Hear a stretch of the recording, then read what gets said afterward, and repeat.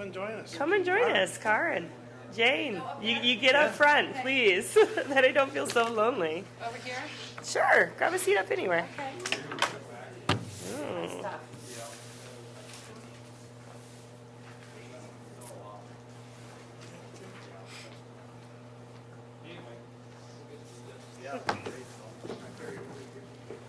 Do you want some help with that, Jane? You got it all. Okay.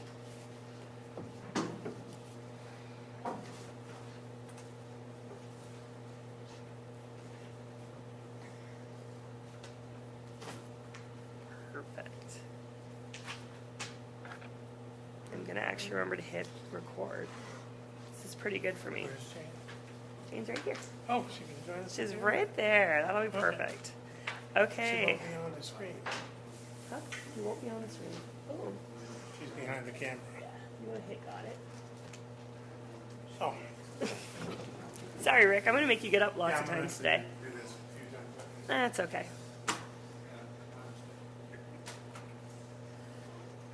Just some technical difficulties, but we're doing okay today. Jane, you're behind the camera, so no one can see you. Goodness, Jane. Join us at the table. You want me to sit right Ah, next to you? sure. Either way is fine. First time we've even been in the same room, right? For 2 years. I know. It's been amazing. It's the first time I've been in a live council meeting in person. So, okay, I'm going to call this meeting to order. Callie is absent today due to family sickness. So, roll call. I am Emily Herndon, Vice Chair. Rick Hall, Treasurer. Karen James. Jane Kipp. And I really want to welcome Karen and Jane to the council. Thank you. We have a My- full council, so we my name appreciate is your Kip. time. Not Kips. Kip. Oh, no. Oh, Two of us there's two are of us. Kip. Jane, hi, sorry. That's okay. Perfect, thanks for the clarification. So, and then, Mr. Howard, I'd like to thank you for letting us use your school. So we appreciate it.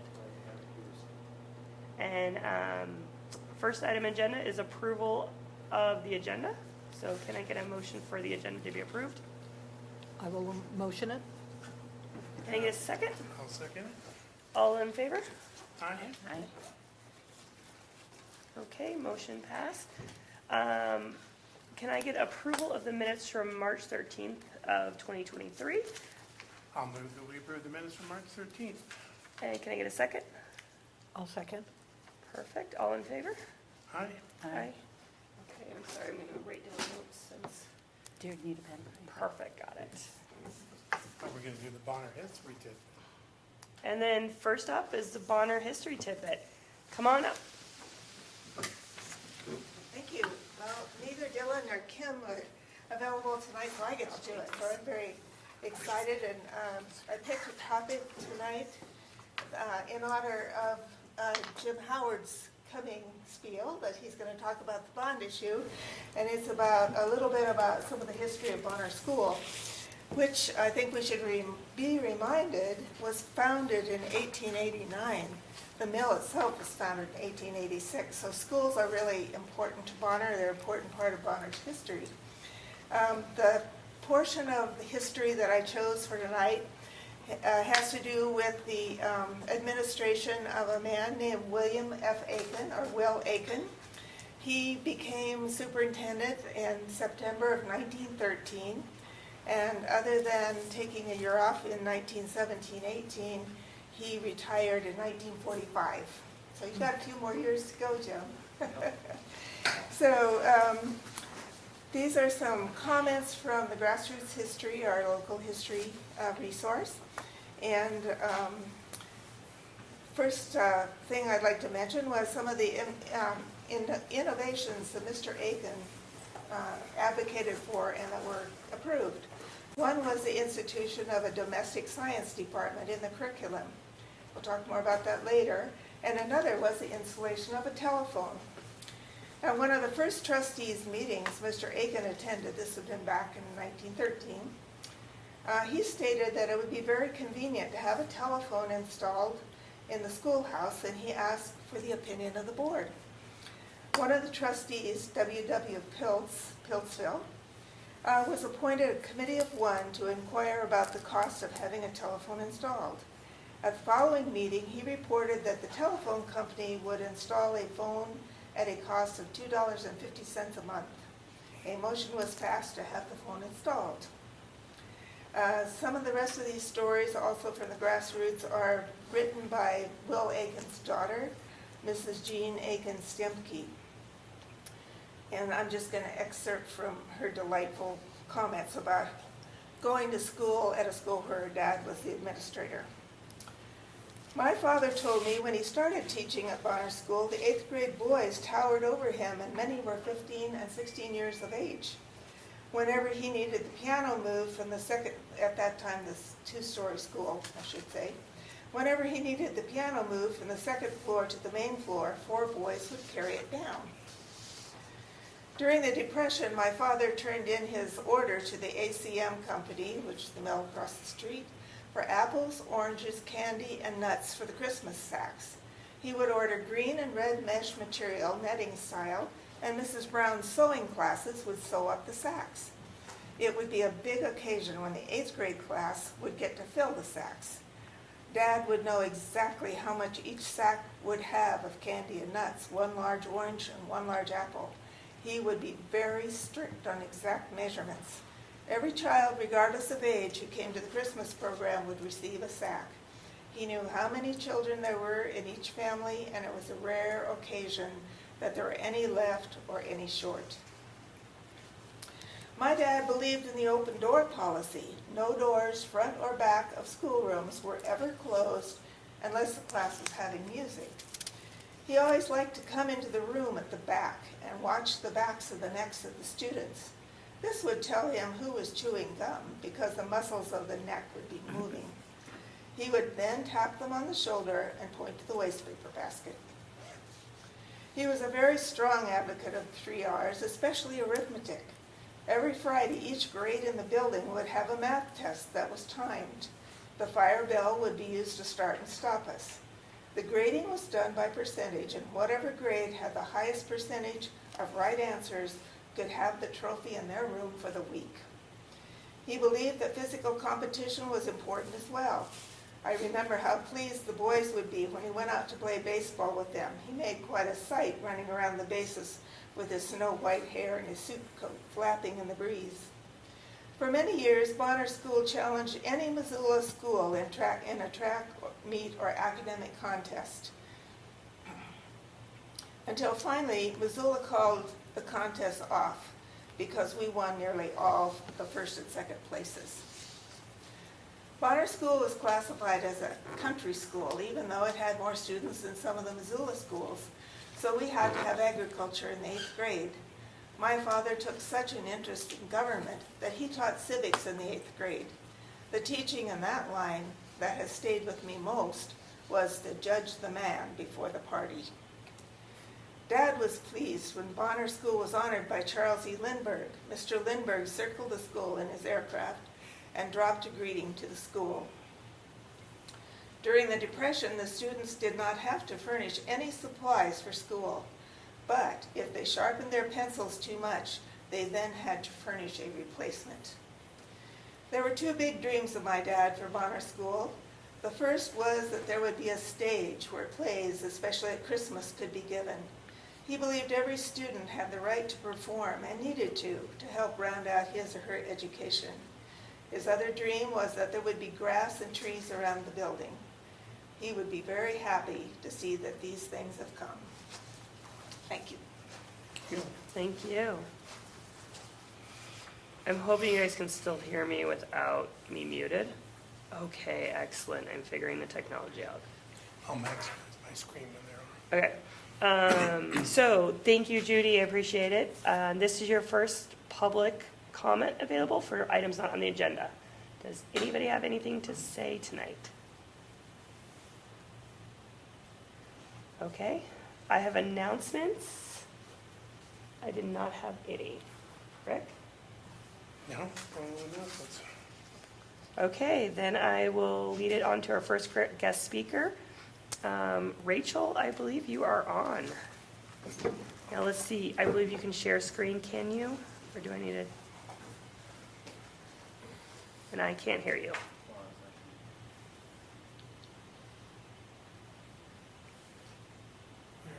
You should just have to mute us. Okay. Still can't hear you. Yeah, all you gotta do is just mute us, and you can turn on the main overhead volume. Someone mute that one. She can hear me. You can just look on the mic itself, it'll mute it. Here. Alright, just so you know, you changed the input mic for Still can't hear you, Rachel. So now you can turn on your speakers. My speakers or the apps? See, what you're doing, it's off. So all you gotta do is mute this, and then turn that one on. Okay, Yep, those are the two things. I'm gonna turn that off. nothing. Now we're getting there. Well, Rachel's talking and, oh wait, ha, it's probably me. Now Rachel, you can talk. Can you hear me? I can hear me. Oh, now I can. Is the mute okay? Or can you still hear me? Mm-hmm, just let me turn it down. Oop, I control that. he's controlling that, okay. I can't hear you now. But if you can hear me, maybe give me a thumbs up. Okay, should I keep going? Mm-hmm. Okay, perfect. At any point, just give me a hand signal or something if you can't hear me. But great, this should work then. I can't share my screen, but I also think that's okay. I will just type the a website link into the chat, and I think that's good. But the last time, thanks for having me. My name is Rachel Hafdoria. I'm working on the West Riverside Community Engagement Project that's focused on infrastructure. At the last meeting, Lily Sussman, my colleague, and I hopped on just to share that we were going to begin working on the project. I think then we hadn't actually confirmed our contract yet and stuff, so now we are officially up and running. We also do have the project listed on the Missoula County Voice site, which is a really great tool by the county in which you should be able to engage virtually along on the site. So I'm going to put that website just in the chat there if folks are able to circulate that to anyone who's in the room. But it's MissoulaCountyVoice.com/infrastructure-in-west-riverside.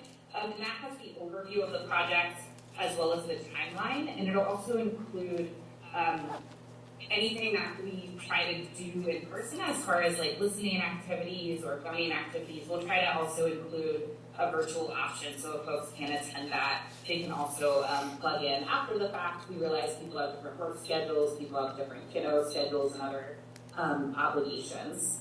But just for the purpose of this meeting, just wanted to really review with folks the purpose behind this project and kind of like the overview of what we'll be focusing on. And then we have a couple of updates. So the purpose in general of this project is really to engage folks in the West Riverside community around infrastructure to better understand their vision for infrastructure in the community. That is really open-ended. So by this end of this time period, we're looking at now, which is April, till the end of June, of coming together and working with a really broad range of community members to put forth a recommendation to the Missoula County Commissioners of how the community wants to continue these conversations around infrastructure. So there's actually a wide range of paths and outcomes that could take. And the county is pretty intentionally leaving it open-ended to really see where the desire is of the community. And so one of the hopes of that is that we have a framework coming out of this for how the county wants and the community members really want to work together moving forward. Where we're at right now is we've put together a leadership team of community members, and so you may have seen some flyers in the community. You may have already engaged with either myself or Lily about this project. We've just been having some one-on-one conversations to understand a little bit better the past history and context of the project, or around infrastructure in general and people's feelings about continuing to have those conversations around different types of infrastructure.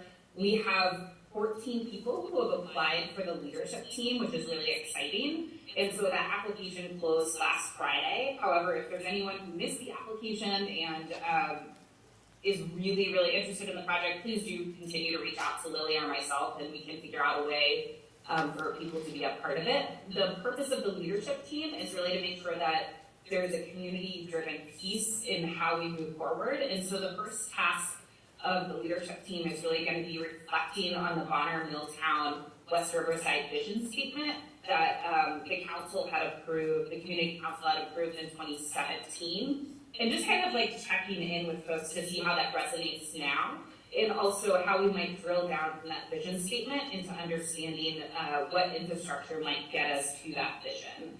And so the leadership team is going to be really helpful in helping us connect with other community members in leading various listening activities that we hope to take directly to people. So we'd love to stay engaged with community council during those pieces, since I think you all play such an important role in connecting with the community and being that type of connector as well. And so the first meeting for the leadership team will likely be the week of the 17th. We're working out, because people have the application just closed, we're trying to find a time that works well for everybody. So I'm going to pause and stop there, but I'm happy to take any sort of questions or things like that if that's appropriate now, Emily.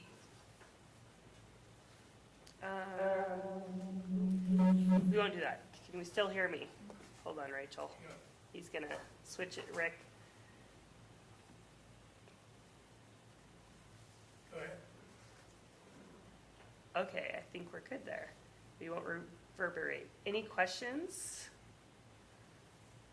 from the audience? Have you gotten any traction? I haven't looked on Missoula Voice lately, Rachel. I'm really excited to hear you have 14 people apply. We haven't heard anything about the Missoula Voice website recently. So, but most of our leadership team applications have come directly through a link, so I'm not sure if people have gone to the Engage Missoula website and then come through there, if they've seen it through a flyer or like maybe someone else's email. But yeah, I was really excited with 14 too. I think that's a great number to have in a group to work together and build trust and general understanding between each other and be some good thought partners in how we move this forward. And I also anticipate, just typically based on past experience, there's usually probably within a group of that size, like I imagine 2 to 3 people who maybe like after reflecting upon commitments, like maybe cannot do the project. So I would expect maybe like 10 to 12, 11 to 12 people after folks maybe like reflect on like general time commitments and things like that. But that's just a guess on my end. We got one question. Go for it. Okay.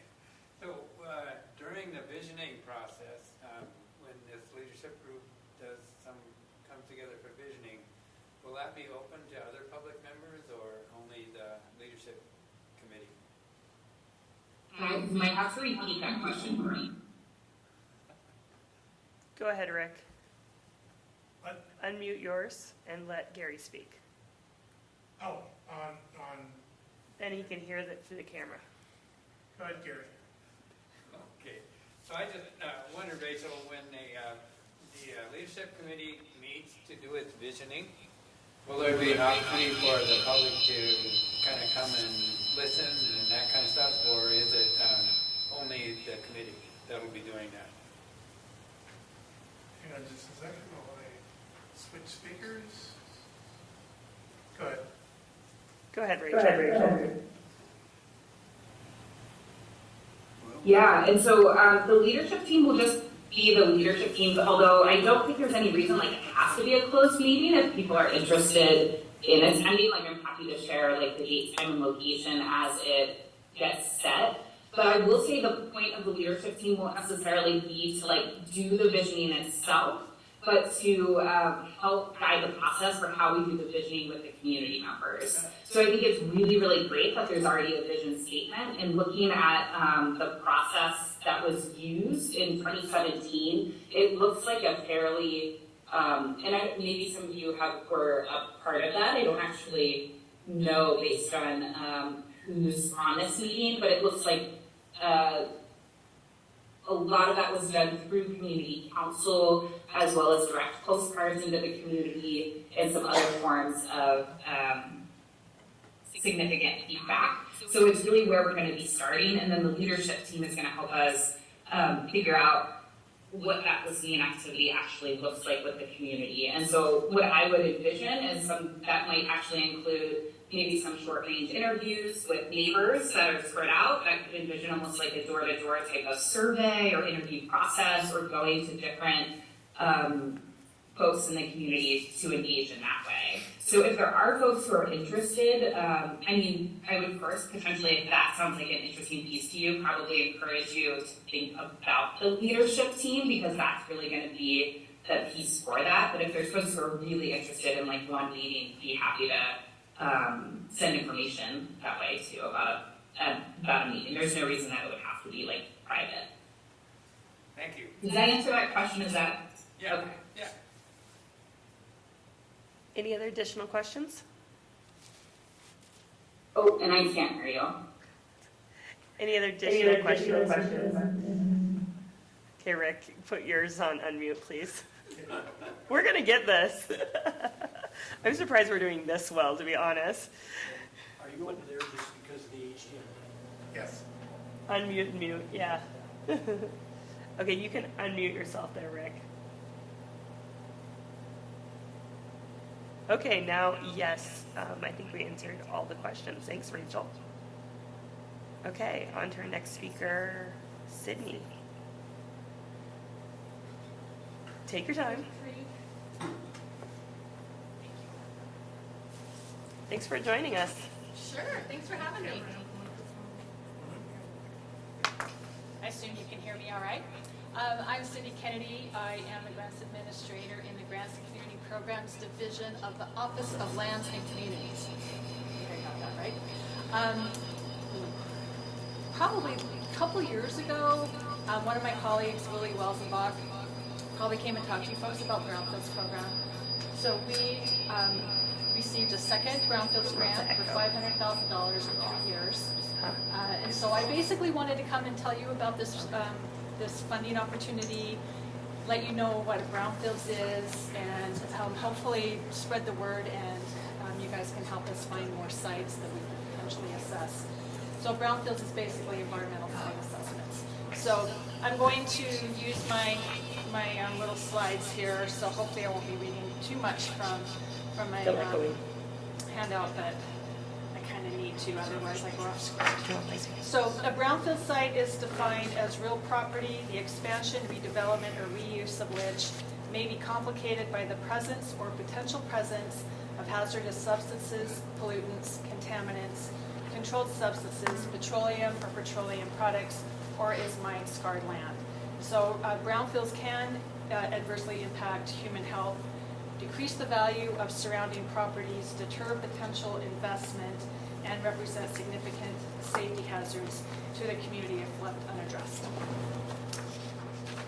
So some of the characteristics of brownfield sites might include abandoned property, active but underutilized property. An example would be like a salvage yard next to a greenway. Real estate turnover that is complicated by real or perceived contamination, or blighted property that might significantly conflict with a master plan or a revitalization plan, or it just might be an eyesore.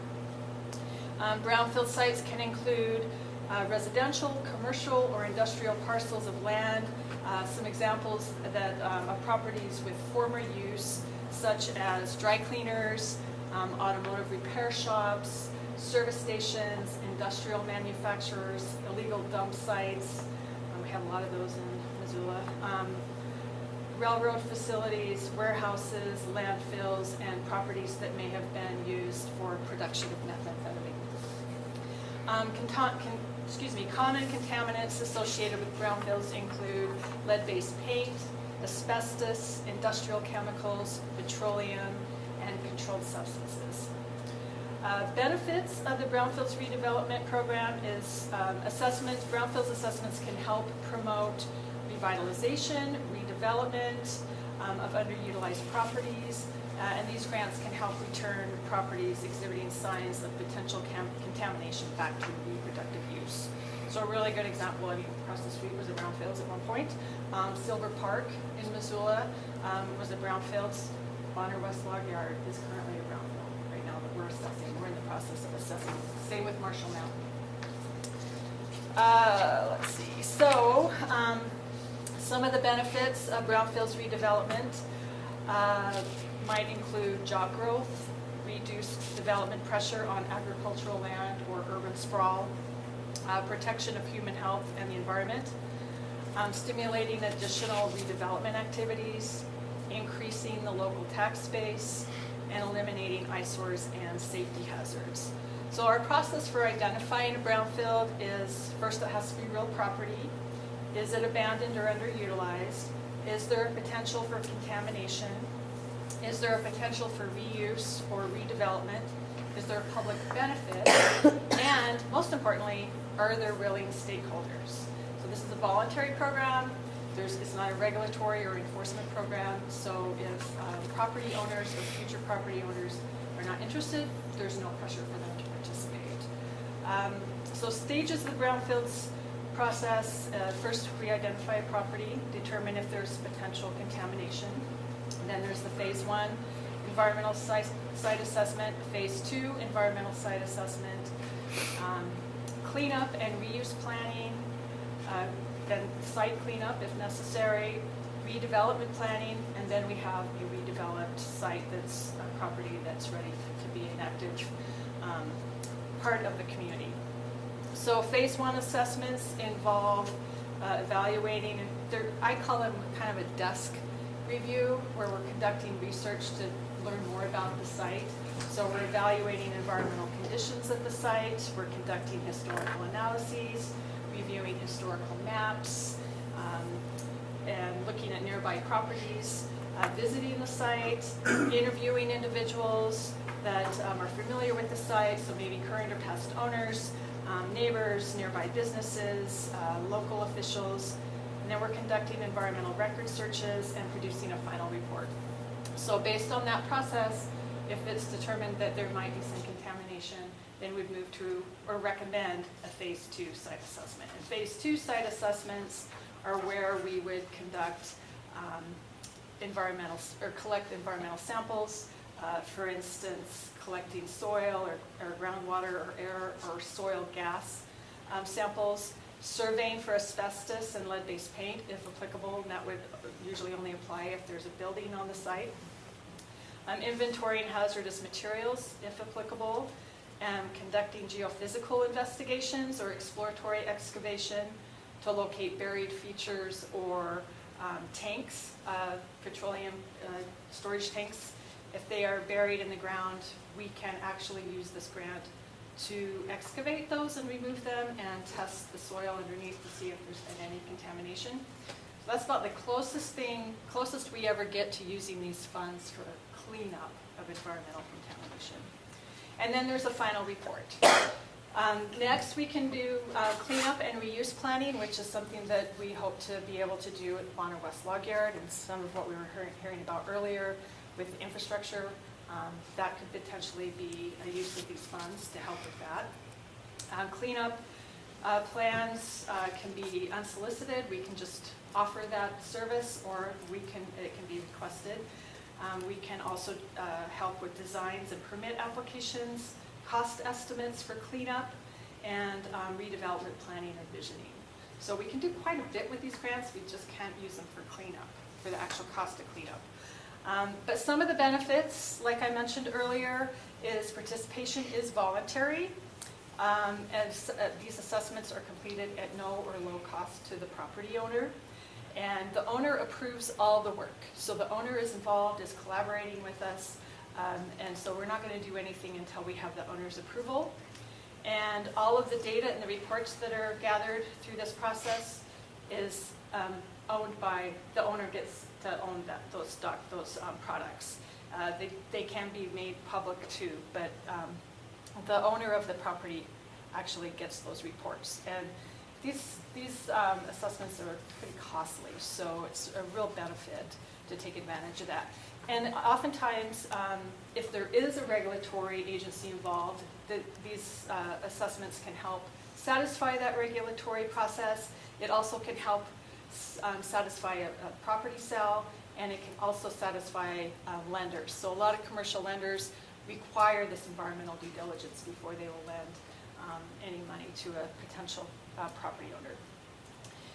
And we can also use these funds to address any community concerns. So like I mentioned, we are not able to use these funds for cleanup, but the city of Missoula has a revolving loan fund for cleanup. So if the site is within the city limits, that could potentially be a resource for a commercial situation where there is cleanup needed. And the State Department of Environmental Quality might also have some funding to assist with that if it's outside of city limits. So really, that's kind of the gist of the program. I mainly want to,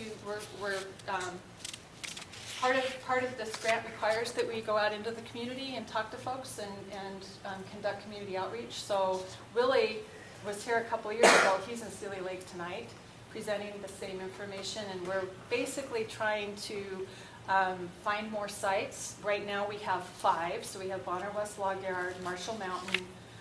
We're able to assess the new Missoula Local Government Building, which is the old federal building, and Clinton Community Center, and then a property out by the Y. So I have 3 years to spend $500,000, so I'm going to probably be pounding the sidewalks trying to find more sites. So if you folks have any suggestions for brownfield sites that you think, or sites that you think could potentially be a brownfield that might be transitioning ownership, or there might be interest in transitioning ownership, I'd love to hear about it.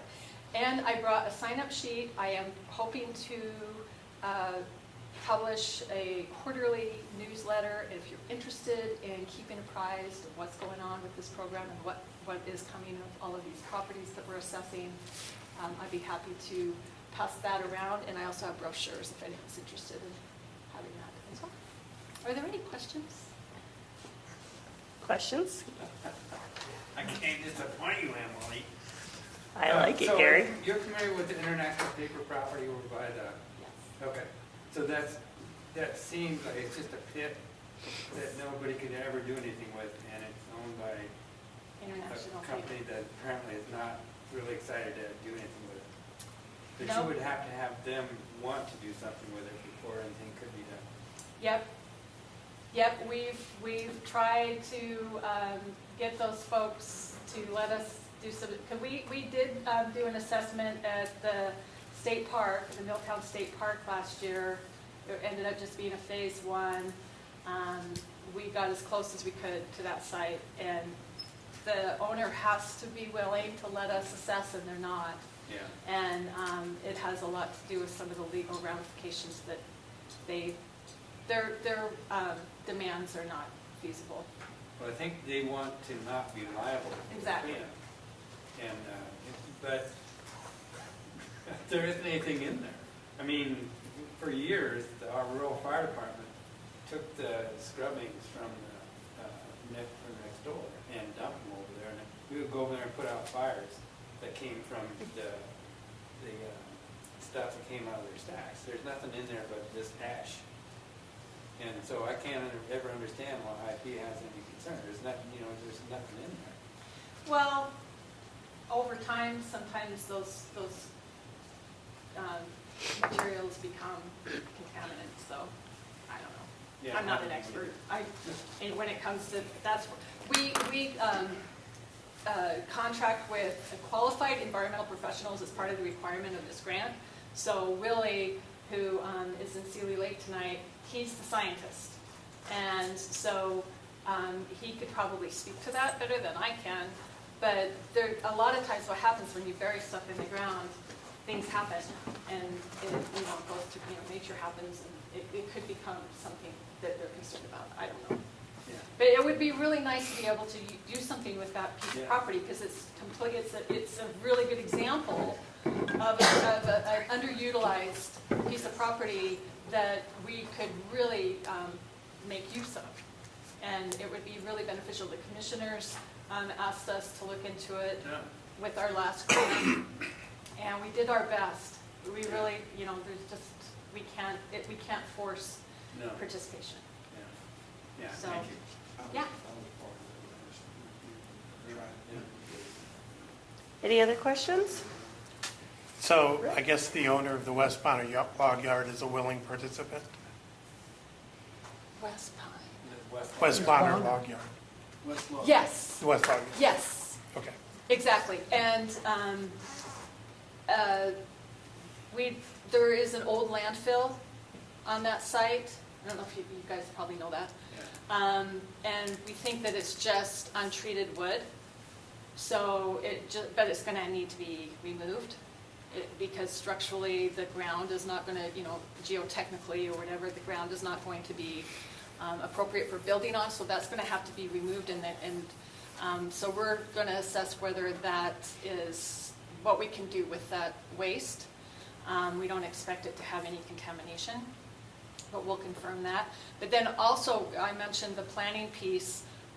We are kind of hoping to potentially use some of our assessment grant for more of the planning side of things in terms of the infrastructure planning and that sort of stuff.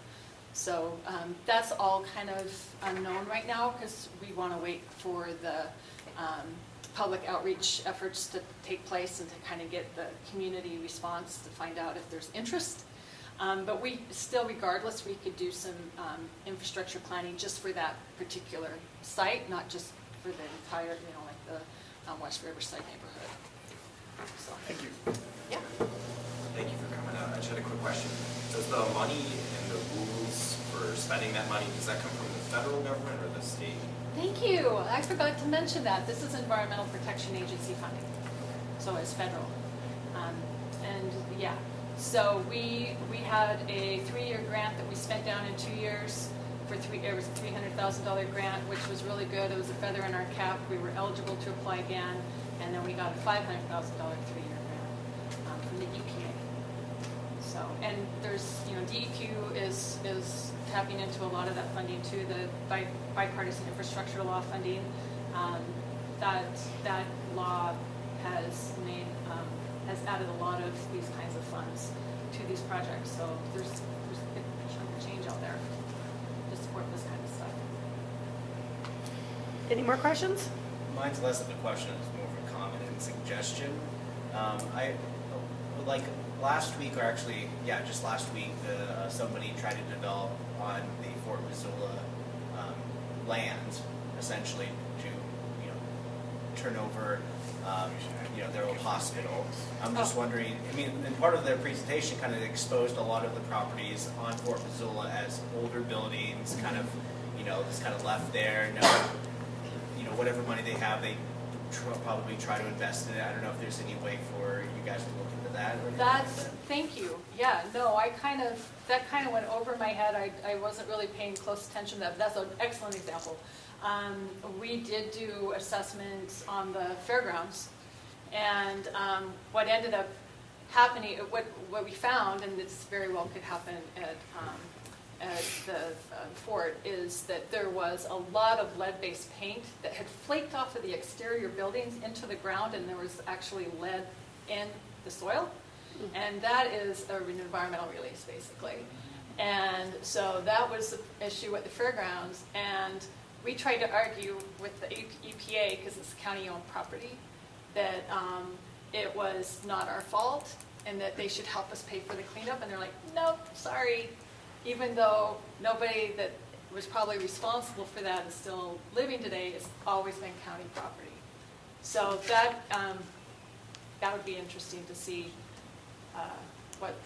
what's going on out there. So I'll check into that. That's an excellent example.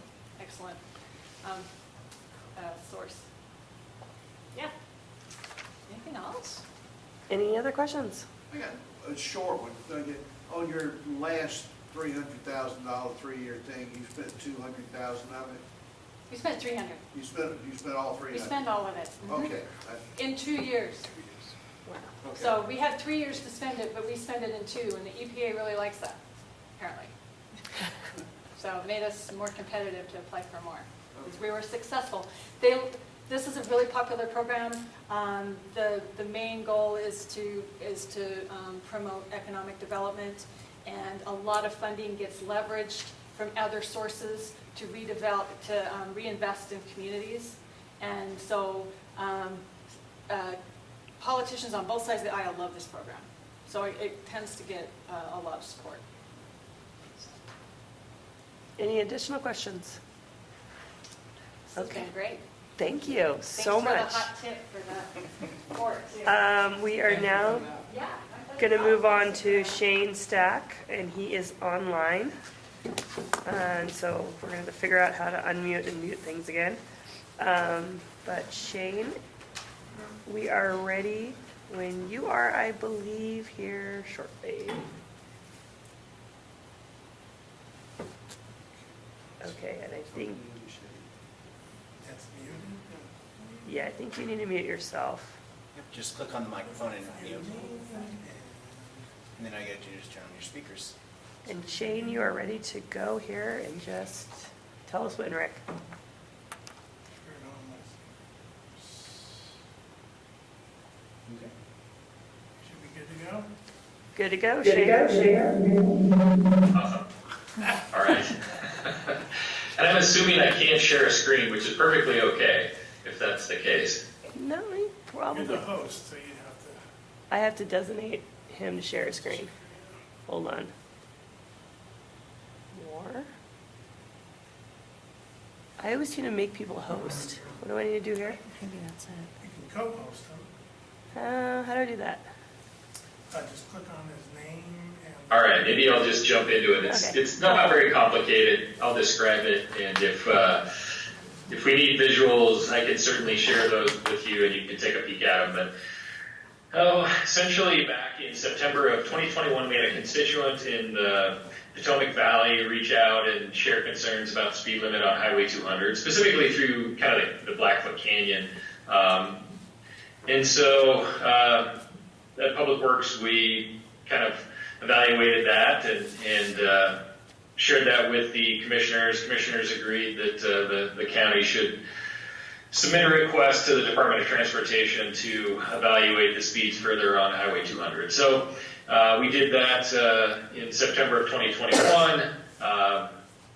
Probably way too late for MDT to do any data collection that year, so it wasn't until the summer of 2022 before they collected speed data. And when they did collect, they decided to collect, I guess a longer segment. We had originally asked MDT to evaluate the speed limits between Bonner and Bear Creek Road, or kind of just as you enter the Potomac Valley. MDT thought that further investigation clear through Potomac out to Sunset Hill Road, or kind of the Paza Ranch area, was probably the right thing to do, and so they extended the study essentially from Bonner to Sunset Hill Road. So we received their recommendation in March of 2023, so probably about a month ago. And what we like to do when we receive those studies and recommendations from MDT is to share those with the local community councils where possible. And so Bonner is kind of the closest community council to this segment of roadway. We also did share it with the East Missoula Community Council just to get some additional feedback, even though it's a little bit further than East Missoula. But at any rate, what we would like from you all is some feedback on the study recommendations. So I'll jump on those study recommendations next. So if you are familiar with the speed limit just as you leave Bonner and head towards Potomac, your 35 ends probably just before mile marker 1, or pretty close to the entrance into the pavilion there. That 45 extends kind of through that sharp little rock cut, and as you hit the straightaway, the 45 then turns into a 70-mile-an-hour speed limit, and that probably doesn't change. And Well, I guess it probably doesn't change in Missoula County ever again. So, it doesn't change until you reach the next county. What MDT is recommending is at the 4570 transition, the 45 would stay the same, but instead of transitioning right to 70, you would go to 55 miles an hour. And for about 2,700 feet, it would be a 55 mile an hour speed limit. So that would take you past the scale site around the corner. Doesn't quite get you to mile marker 2, but pretty darn close. From there, the speed limit would be 65 miles an hour. And that would be 65 for the next 3.75 miles. And that would basically get you to mile marker 5.5. From there, it turns to 70 and just stays exactly the same as the speed limit is today through the rest of the canyon, through Potomac, all the way to Sunset. So really, the two changes are, the first being there's a short segment of 55 miles an hour right where the 4570 transitions, and that extends 2,700 feet. From there, another 3.75 miles of 65 miles an hour, and then from there, 70 miles an hour, no change. So, hopefully, that is relatively clear, and obviously a map makes it easier to comprehend and see, but what I need from the community council is kind of a thumbs up or a thumbs down, or comments on recommendations you'd like to see, and I can certainly pass those along to MDT. Let's unmute something. I think it's over there. Okay. Wow, this is actually working. Comments from the community? This is on Missoula Voice too. Oh, Shane, is this on Missoula Voice? You just have to give a thumbs up or thumbs down. Thumbs up or thumbs down?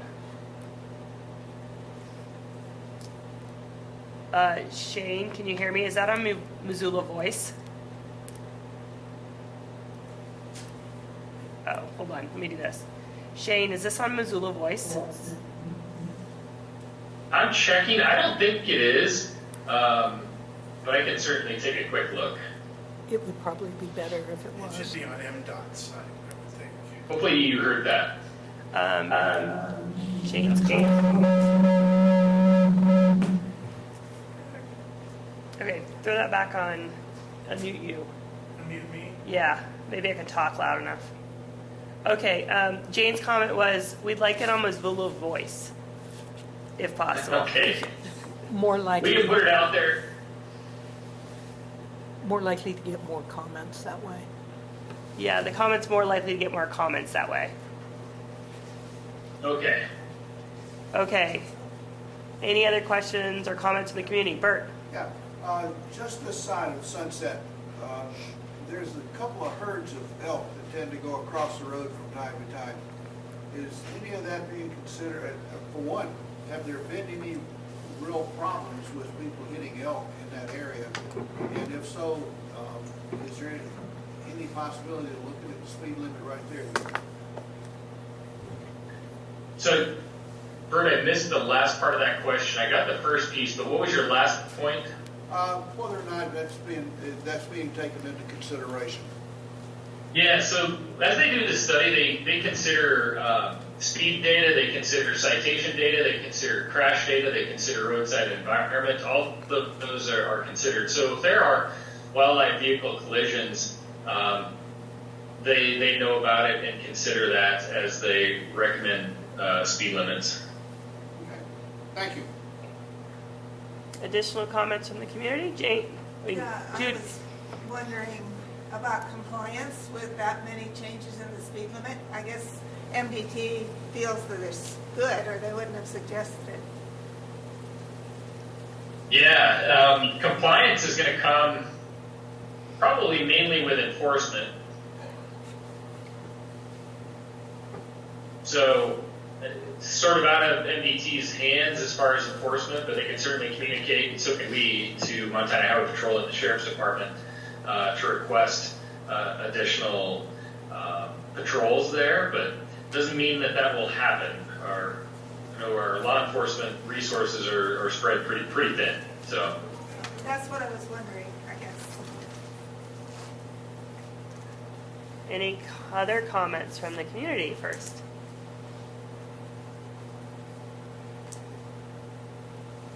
I'm a podunk driver. I like reduced speeds. I have a question. Yes. Is safety driving this? I mean, have there been accidents? Is that the issue, or is it citizen complaints?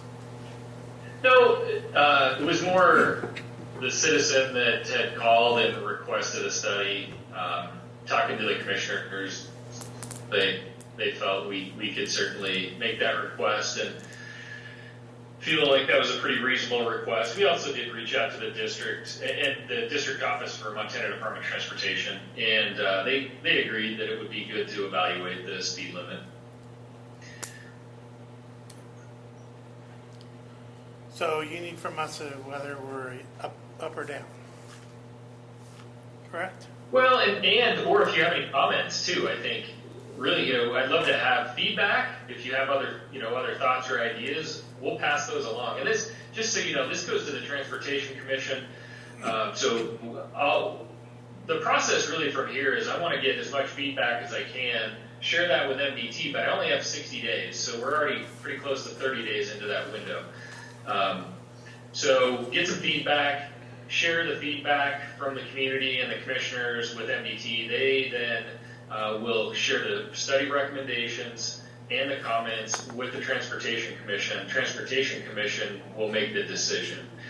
So as much information as we can get to the commission is important, I think. Are there passing areas in any of this impacted area? Yes. Yeah. Okay. That's what I thought. So I have, Gary. so Shane, I'm trying to picture in my mind where the speed limits take place, and right as soon as you leave Bonner, there's a whole series of curves that are, really hazardous if you go fast. Yeah, and so I'm just trying to understand whether there's a decrease in speed limit in those kinds of areas, or if there's overall an increase. And fundamentally, 5 or so miles an hour for that distance isn't going to change your travel time very much. So if it's safer, then it's better. Yeah, Gary, it's a decrease to 55 first, right? So the 45, the existing 4570 change happens right at about, call it mile marker 1.25. That 45 zone does not change. Instead of going to 70, you go to 55. And imagine, if you will, going to the Potomac Valley, right? So you're leaving Bonner, you're at 35, then you hit a 45 zone through that first sharp corner, through that rock cut. Once you hit that first tangent that goes by the scale site, the existing speed limit is 70. Oh, okay. They are proposing, MDT is proposing a 55 mile an hour zone for about a half mile. Then from that 55, it's 65 miles an hour up until mile marker, I think it's 5.5. Let me get that mile marker for you. I'm kind of bouncing between maps. Yeah, it's 5.5. Or I think the nearest road, just for, I guess, a good sense, might be like Cambridge Road.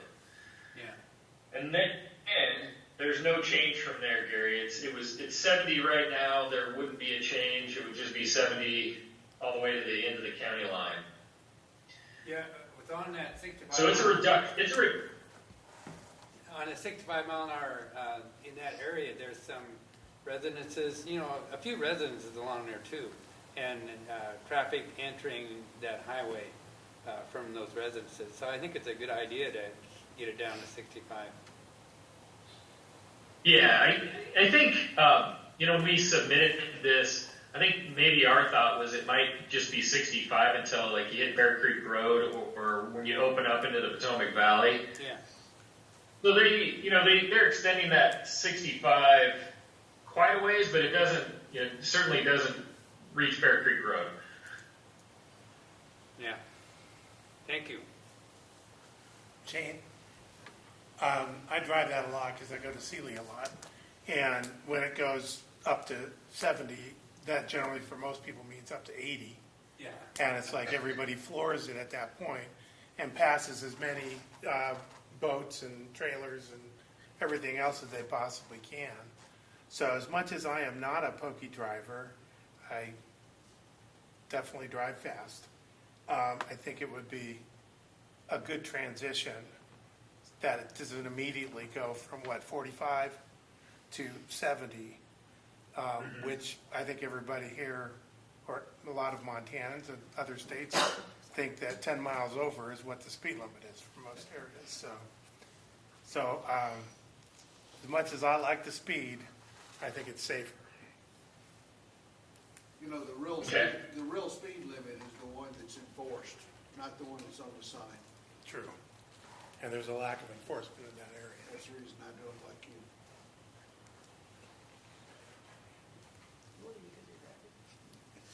you. Okay, well, I will leave it up to the community to feel free to reach out to us and put your comments in and not have to be a vocal declaration in front of people. So don't hesitate to reach out. So any other comments? Otherwise, I'll move on to our next speaker. We've got two more. Thanks, guys, for the long The only thing I'd add, if you don't mind, I would just say if you're going to ask for comments from the community, just keep in mind we don't really have a lot of time left to get comments back to MDT. So if you can get those back to me in the next couple of weeks, that'd be great. Can we put an email in We can do that. the notes? Thanks, Shane. Thank you, Shane. Yep, thank you. Okay, I'm going to move on to our next speaker, Adrian Beck, and I will give you the floor. Okay, thank you. Can you hear me okay? Give me a thumbs up. All right.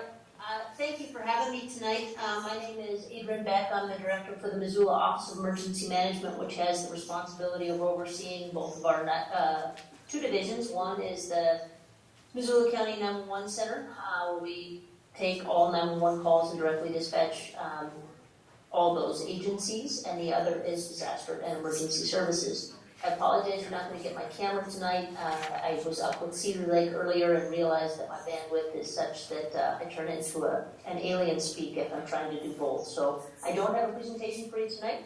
The main purpose tonight is to talk about our office's initiation of our update to our hazard mitigation plan, which is also known as our pre-disaster mitigation plan. Why we need to update this plan is that every 5 years we have a federal requirement from FEMA, the Federal Emergency Management Association agency, to update our pre-disaster mitigation plan in order to be eligible for federal hazard mitigation grant programs.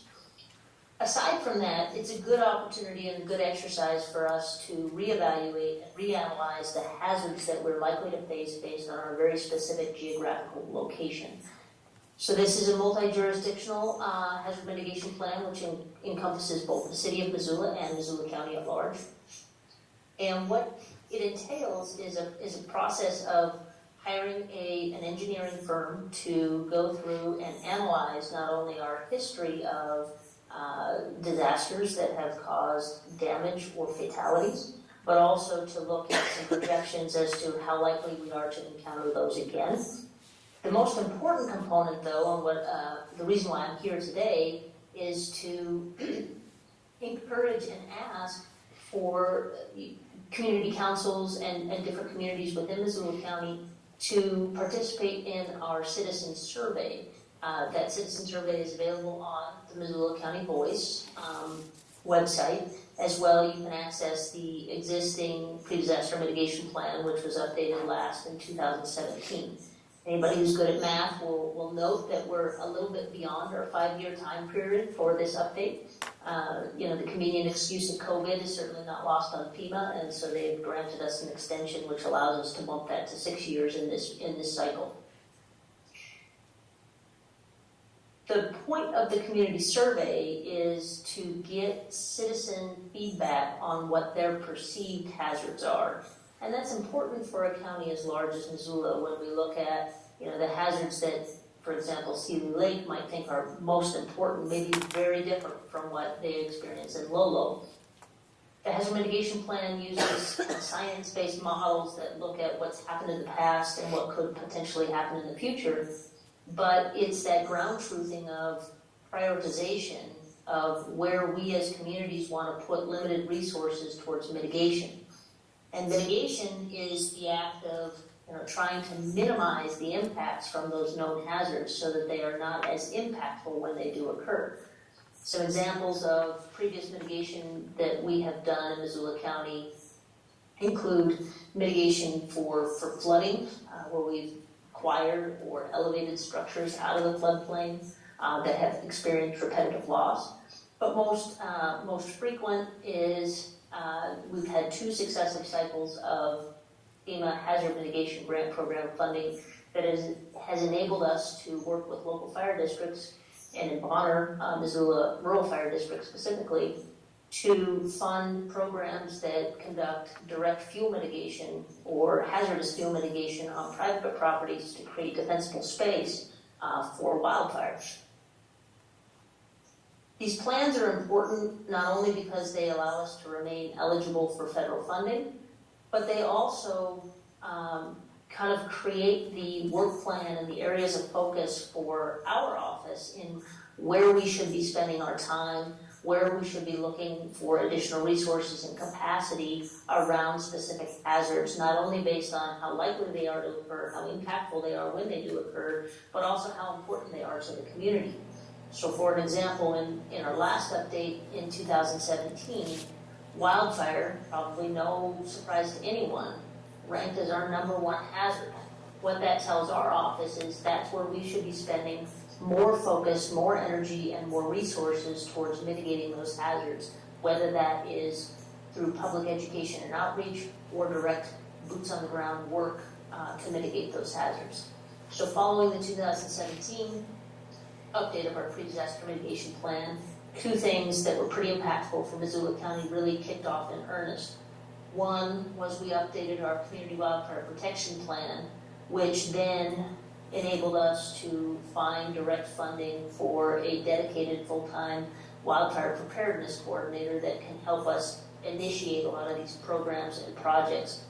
Again, not necessarily to prevent wildfire, because we can spend a lot of time and effort on that. We should spend a lot of time and effort on that. But we also need to prepare our communities for those eventual wildfires that are going to be impactful, whether that's from smoke or, unfortunately, the loss of structures.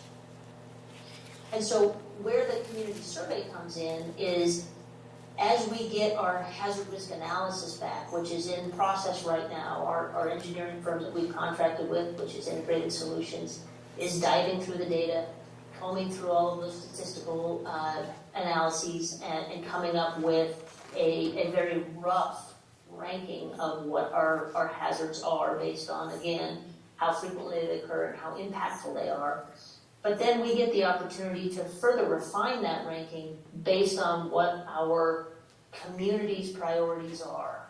And some of those communities' priorities come from what do people feel are they're most at risk from, what is most impactful to them, but also what is our capacity to mitigate those hazards.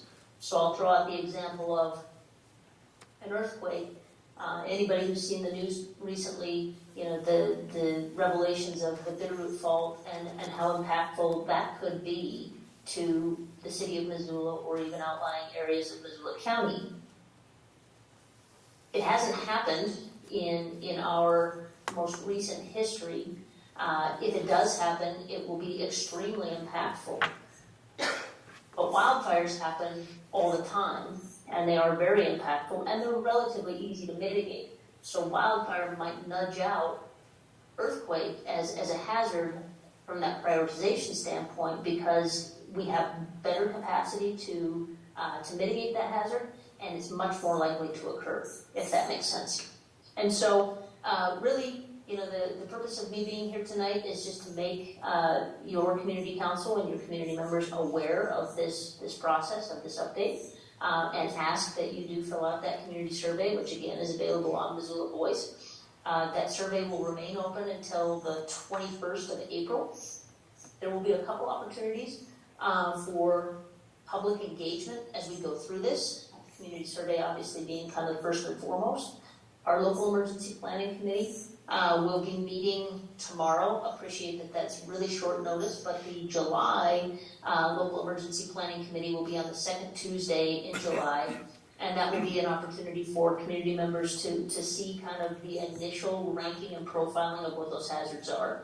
But more importantly, it's the opportunity for us to kind of come to the table, community members, agency stakeholders, to come to the table with tangible mitigation projects, ideas, and these do not have to be, very granular. They can be kind of that 20, 30,000 foot view mitigation initiatives, ideas, so that when funding does become available, we have a quasi kind of shovel-ready project that we're able to tie to that funding, which then makes us that much more competitive.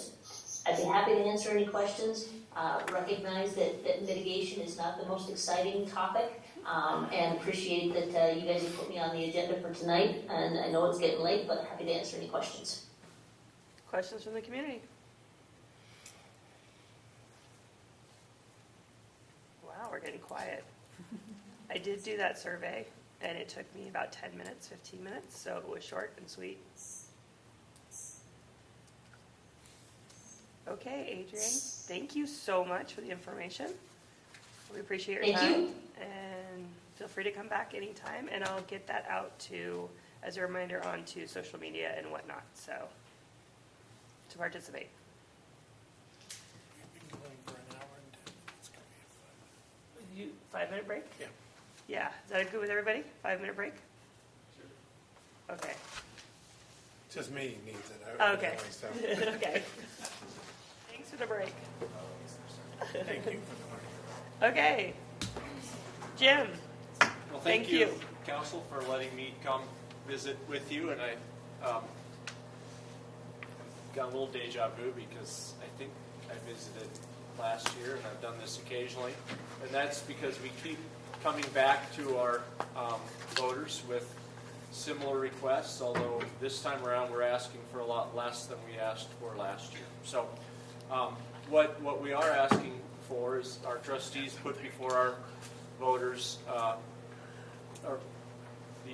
a request or asking our voters to support a 7 mil levy. A 7 mil levy would generate just under $43,000 for the district. A year ago, we came to the voters with a 22 mil ask, which is significantly higher than, and would have raised about 140,000, 130,000. But the reason we keep coming back, I guess, is it's been 18 years since the voters of this district increased our operating levy. So kind of put yourself, if you're a business owner, operator in this economy with inflation, and fix yourself on an 18-year without any increased revenue, and try to think of the challenges that might ensue. And that's kind of what we're facing as a school district. We've got 7-8% inflation the last few years, and over the last 18 years, even at 2% inflation, our budget isn't where we need it to be. And I think maybe it's helpful, if you wanted to go to that donut chart. Oh, there's a donut. That might be. What you see up there at the moment is a postcard. This is going to be going out this week to every registered voter. And so we'll get that information in everyone's hands, every voter's hands, we hope. But it's just the second page on that same document I sent you. Donut. Yeah. So this pie represents several things, but 100 in school funding, 100% is considered the max. That's the word we use. The max. It's really what. I have a typo in there. That's embarrassing right off the bat. The state recommended optimal budget is considered the max. So it's by statute the most a school can spend in their annual general fund budget. All right? The state provides, under statute, what's called base aid, and that's 80%. So we at Bonner School, every school in the state of Montana gets that base aid. Over the years, Bonner levied, by voter choice, an additional 12.5% of aid to the schools. And that's that pink, or the, I guess, pink color there. So right now at Bonner School, we're just over 92% of where we, towards the max, 92%. Now, one of the challenges I encounter when I talk to voters is they'll say, well, you guys raise our taxes every year. And, you know, we always face the challenge of people who are in the Bonner School District but are also facing the increases that come out of Missoula County Public Schools.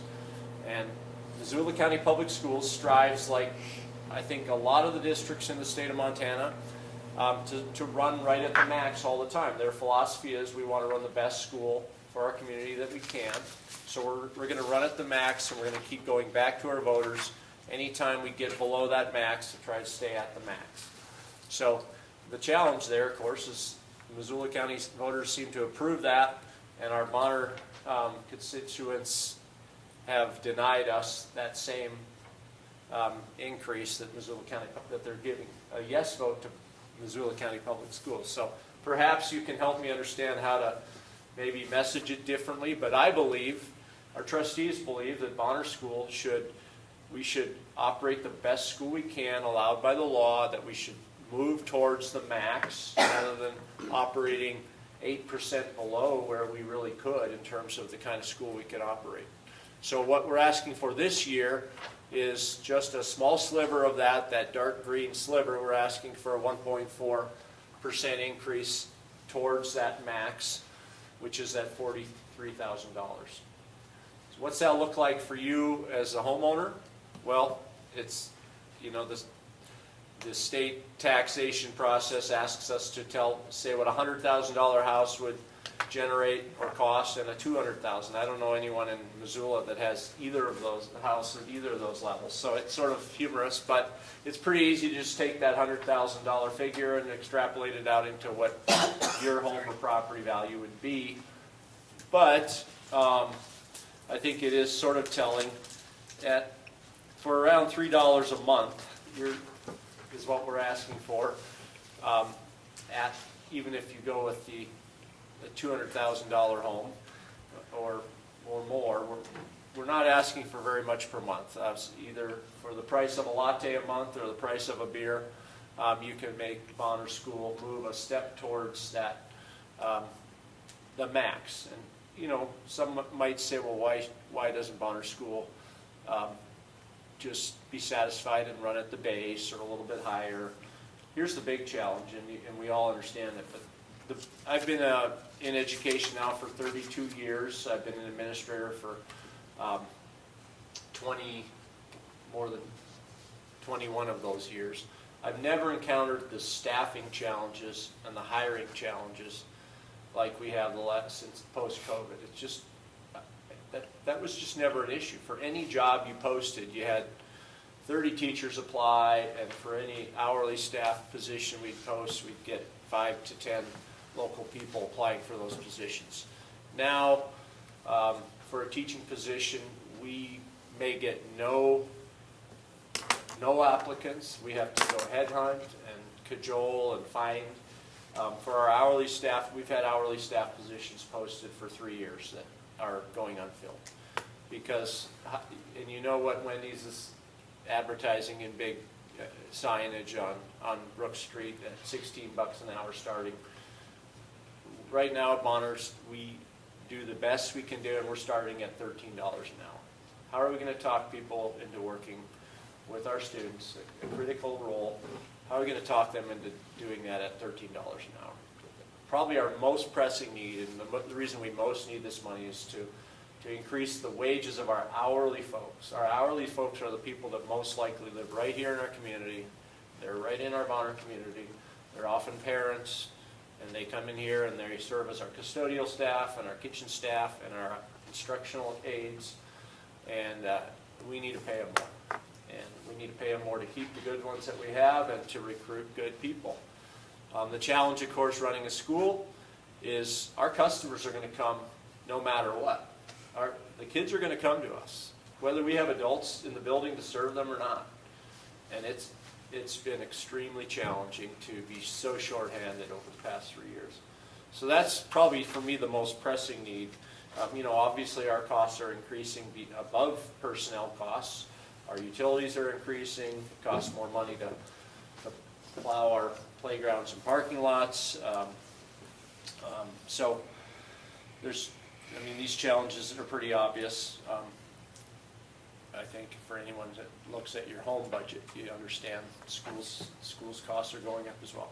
So we're not asking for a lot, but I'm definitely interested in ways that we can get the word out. I'm very proud of the folks we have at Bonner School. We got very committed people, a very professional cadre of educators, and people that want to support kids, but we want to keep them and we want to reward them for what they're worth for our community. So that's what we're coming to folks and asking about. Like I said, we'll be mailing a postcard out.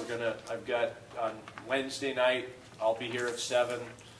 We're getting the word out that we are having an informational meeting where I hope to repeat some of this and maybe add a few more details, but just trying to get the word out. But I think the most effective way to get the word out is you talk to the people you know, tell them why this is important, and if you can convince them, ask them to talk to the people they know. And I do think that we'll be successful. So thanks for giving me some time to talk, and I'm happy to answer any questions. Yeah. There's definitely a lot more people moving into Missoula and the surrounding areas. What can you say about the teacher to student ratio right now? Yeah, we're at about, well, our class size, I guess, we're typically at about 18 to 21 in an average section. We're a 2-section school, so that's kind of where we are on our certified staff. I think the challenge that people are maybe not aware of as much, but ask any educator post-COVID, some of the behavioral challenges that come out of a group of primary age kids that for whatever reason didn't get the same sort of socialization that we experienced as 4, 5, 6-year-olds. The behavior challenges we're seeing in our earliest grades are just unlike anything we've ever seen before. Well, there's only really one way to address that in a school setting, and that's by trained personnel and sufficient number of personnel. And that's so challenging because we don't have enough personnel, and those behaviors impact the learning of all the kids in the classroom. And so that is probably, again, going back to the biggest challenges: filling positions, creating enough incentive to get people to apply for those positions and stick with them. Is the enrollment up or down? Our enrollment at Bonner is up a little bit. It's without subdivisions going in our school district. We don't have the growth that Hellgate Elementary has and Lolo and almost everybody else, because we don't have city sewer out here, so we don't have any development. I can speak that I will make sure that we post your Wednesday informational meeting. So I'll put that up to the listserv and to social media, so we have that available. Yep. As you know, the council can't make a position on yes or no, but we can Yep. present the information Yep. as much as you like. Yeah, thank you. So. I appreciate that. So. Any other comments? Thank you, Jim. Thanks so much. For your time and for the use. And if you are taking off, do you want us to do anything with that, or just leave it as is? And the custodial staff will take care of it. I'll hang around. Oh, okay. Just wanted to make sure. Okay. Thank you. Okay. And now on to the bouquet period. And for people new, the bouquet period is just a way for the community to make comments And thanks to people around the community. Gary.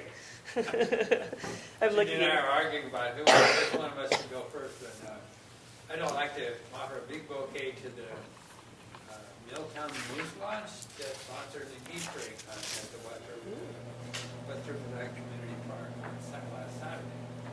And they were pretty dang lucky. We've had those in the past in the snow and wind, and this year the weather was decent. So thanks to the Milltown Moose. Excellent. I will throw one out to Bonner School and allowing us to have our in-person meeting. Yay, back to in-person. Judy. So I've got one for Katura and Dylan Houston, where they have started a Facebook group. Some of you may be familiar with it. It's called Buy Nothing, Bonner Milltown. They have affiliated with a nationwide group, which is actually encouraging people to give away their stuff, ask for something if you need it, and get it free from a friend. And it's a community building thing, and there's no strings, you just do it. They have 10 rules, and Buy Nothing Bonner Milltown has 11 actually, but give, ask, borrow, lend, show gratitude. We're a gift economy movement. Keep it legal. Anything legal is allowed as a gift or ask. Show your humanity, no cruelty, harassment, or hate speech. Build trust. Trust is the foundation of the gift economy. Act with honesty and empathy, using interaction to build community. Give freely. All gifts must be given freely without exception of reward other than the joy of giving and connecting. Participate as yourself. Join and participate in your local Buy Nothing community's Facebook group as yourself. Give from your own abundance. Focus on what you can share from your own hands, heart, time, and stuff. Participate at your own risk. The Buy Nothing Project founders, community leaders, and group administrators accept no responsibility or legal liability for any loss, damage, etc. Respect local Buy Nothing culture. And Buy Nothing Project local leadership is a local group that is solely led by volunteer community builders who generously gift their time and energy to serve this community. And that's why I think it's Katura and Dylan deserve a big bouquet, and I'd like to encourage everybody to sign on if you're interested. I have been a member since March, and I've been able to give away 3 things, and it's a great feeling. Thank you, Judy. Any other bouquets? Okay, we'll move on to the second of third public comment that's not on the agenda. Communications, Rick. Yeah, I just wanted to ask Gary something real quick. Gary, was the Easter egg hunt, could you let us know so we can put it on our page next year? I thought we did. We didn't know about it either. You didn't? Okay. It's not- 'Cause it's sort of- I had a lot of people ask me because I know people in Missoula that don't want to fight the madding crowds of kids there and loved coming to the one out They here. didn't post it until Thursday, I think, whatever day I sent it. Yeah, you sent it to me, and I must have not got it up there. And then my kids had something, so it wasn't They good. stuffed eggs Wednesday, I think they announced it Thursday or Friday, so it was. Yeah, and if there are volunteer opportunities, we can post that as well to help. Yeah, I didn't find out about it myself, so. Okay. Well, We're not in the mood, so. somebody let the I'm not sure. moves know. So. Yeah, you know people at the Moose? No, I don't. No, we'll see if we can put you in touch with somebody. Okay, sounds good. Thank you. Okay, my turn to talk about Or replacement. power poles. So I'm just nosy, so I was wondering why all those power poles were laying around on Riverside and on Zog. So I talked to Northwestern Energy, and they are going through their every 8 years they inspect the poles using an independent contractor to try to rate the poles and determine what ones are close to failure. They give them a 4 rating, and anything that's at a 4 gets replaced. So there are, on our circuit, 962, that runs from the Bonner substation south to past Wallace Creek towards Clinton. They'll be replacing 90 poles, and at the same time inspecting lines and replacing or upgrading parts of the circuit. And as anybody who lives out here knows, we have fairly frequent power outages. Whether that will help or not, they couldn't comment, but it couldn't hurt. So you'll be seeing those trucks with poles laying around, maybe in our neighborhoods. And if you wanted to know who's doing it and why, that's the reason. So that's all I have. Okay, action items, I had none for tonight. So discussion items is West Log Yard subdivision. Yeah, they've submitted a new application into sufficiency review. Everyone so far has been insufficient. So until that passes review, it takes that long for it to be on Missoula County Voice. There has to actually be a public period coming up. And right now there aren't any, because right now they don't have an application that is sufficient to move forward in the process of getting the plat that they propose approved or in hearings. So once the sufficiency is done, it will go on to, I believe, planning, and then it would go on to the county if approved by planning. So it's been about a year, I think, that it's been in sufficiency review, pretty close to it. So that just means they're not giving the county all the information they need to have an application that works. So the news is no news. And then we already talked about the West Riverside Neighborhood Community Engagement Project when Rachel was on, so I'll pass on that.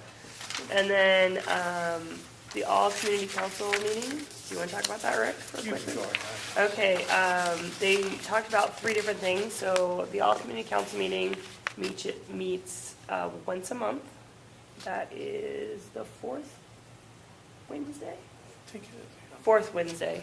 And I always post that up on our Facebook for anybody to look over. But we talked about the Community Assistance Fund for Substance Abuse Prevention. So these are for nonprofits to be able to access fund looking at substance abuse.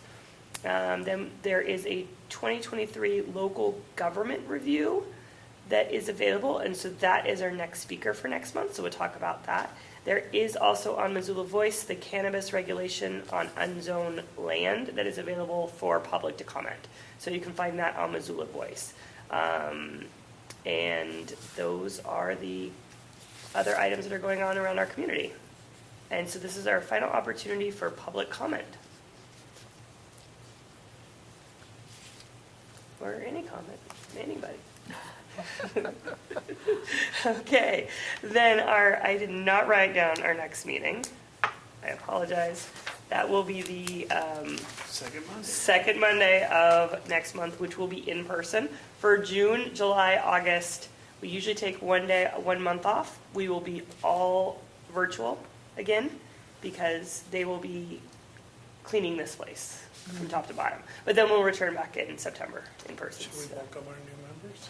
And I did at the beginning. Oh, did you? I did at the beginning. Well, let's welcome them again. Welcome in again. For being willing to serve. Thank you, Jane and Karen. We really appreciate you being here. And and we look forward to having you here more. And this is the second longest meeting I've ever been in 3 years.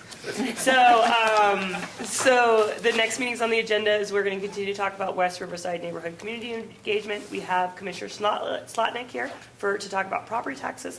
And we have Jeff Battenett, I'm going to butcher that name, for the League of Women Voters, talking about the 2023 local governments review. And we are adjourned. Thank you. Thank you. So